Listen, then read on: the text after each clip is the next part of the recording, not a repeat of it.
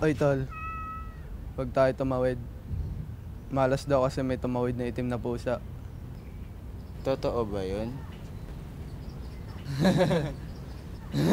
Eh di meow. Hiyang-hiya naman ako sa mga kagwapuhan nyo.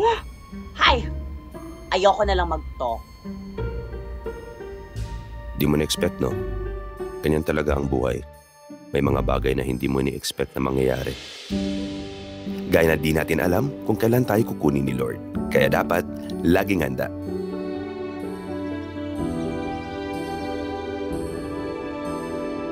Mag-invest ka na sa Forest Lake.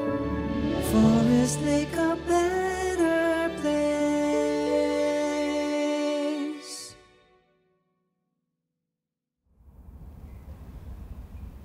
Tara, tol! Yung pusa! Nagsalita!